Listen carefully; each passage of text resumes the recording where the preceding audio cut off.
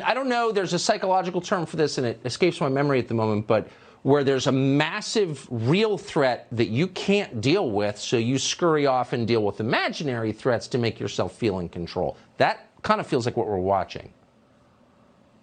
Well, what we're watching is the destruction of the U.S. military, and what we're going to end up seeing, Tucker, is thousands, tens of thousands, maybe hundreds of thousands of Americans die.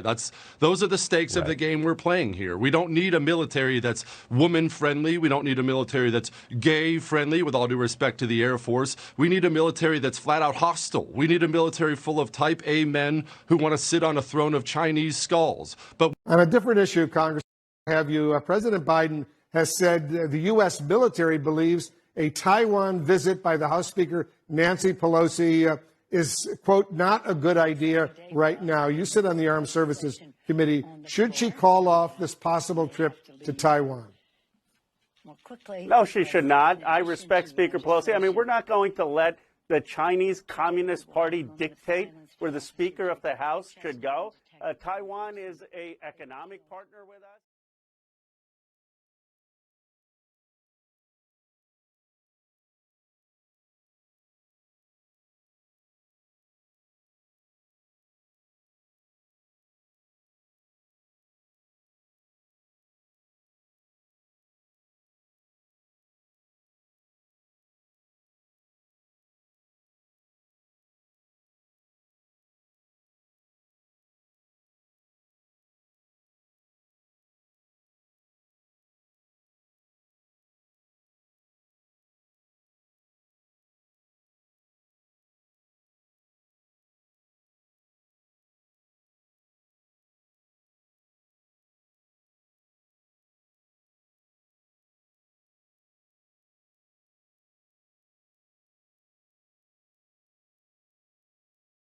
Under President Trump, Mark Esper, who is pretty fresh off of a trip to Taiwan as well. But I want to ask you, sir, about this exclusive reporting that we've seen there.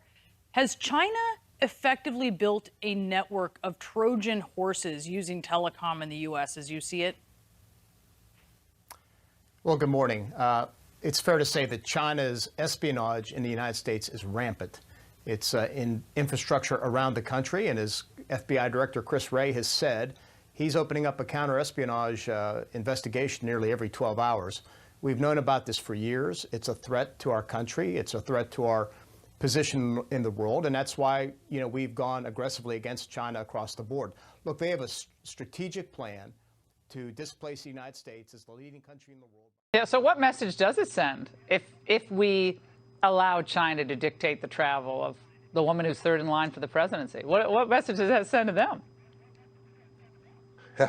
It tells every one of our allies in the region, the Japanese, the South Koreans, the Australians, it says, don't hang with the Americans. They're fearful. And it tells our adversaries, you mentioned Afghanistan, certainly the same thing happened in Ukraine as well. We said a minor incursion would be okay. When you're not strong, this is a tough, nasty world out there, Laura, where you're not strong. As you can see here on the map is a very large concentration of Chinese People's Liberation Army forces at potential ports of debarkation for an invasion. We want to focus on a last-ditch effort to deter. This is a time to be sending the strongest possible message to Beijing, both privately and publicly, that there will be very severe costs if they actually go through with this. China has sort of seen our reaction to Ukraine, and we want to make sure that we're surprising them with how we react here. Hit the Americans as hard as we possibly can in the Western Pacific, keep them out of the fight while we move on Taiwan.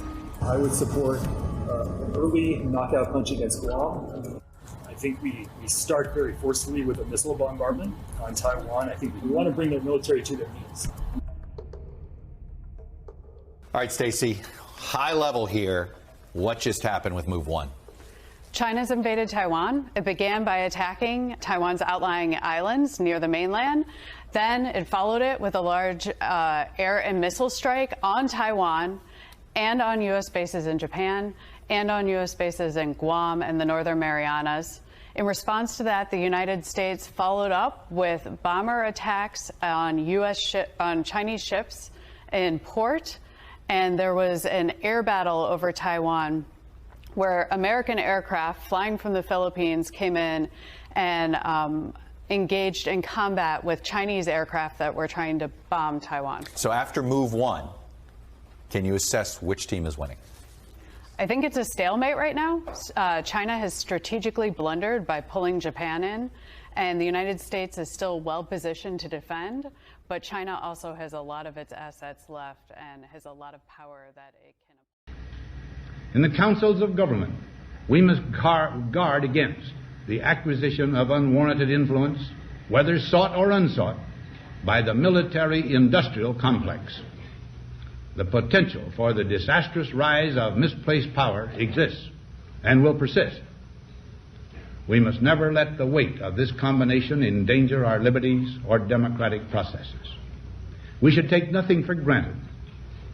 Only an alert and knowledgeable citizenry can compel the proper meshing of the huge industrial and military machinery of defense with our peaceful methods and goals, so that security and liberty may prosper together.